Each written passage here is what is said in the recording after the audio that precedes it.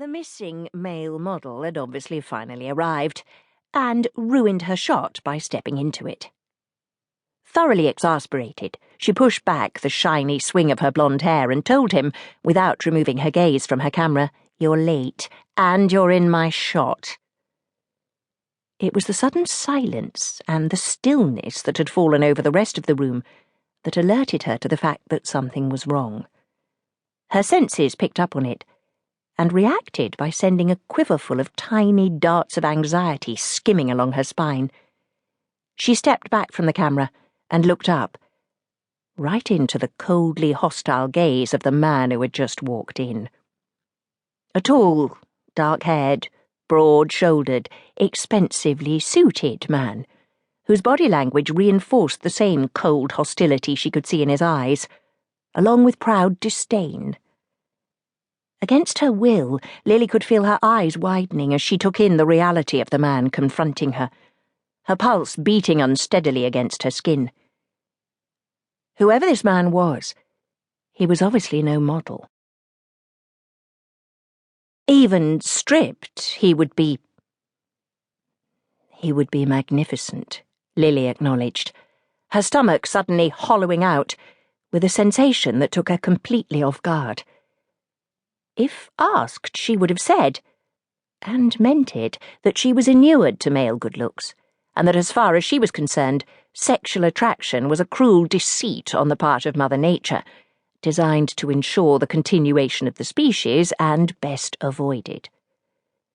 She had grown up in a world in which beauty and good looks were commodities to be ruthlessly traded and abused, which was why her own beauty was something she chose to downplay.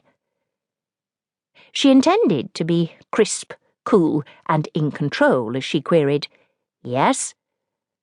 But instead of the apology for ruining her shot and the explanation of his presence she was expecting, she received an even more hostile look of silent, angry contempt that raked her from head to toe. As yet, he hadn't so much as given a sideways look at the scantily clad girls, who were now, Lily saw after a look at them herself, all gazing at him. And no wonder, she admitted. He made the young male models look like the mere boys they were, for all their muscles. But then he was extraordinarily handsome. Handsome, but cold. And Lily suspected judgmental. He exuded an air of raw male pride and sensual power, even if there was a grim harshness about his expression that warned her that whatever had brought him here, it wasn't going to be good news. For someone. But not her. He couldn't be here for her. So why did his presence have every one of her carefully rigged inner alarm systems breaking into a cacophony of warning?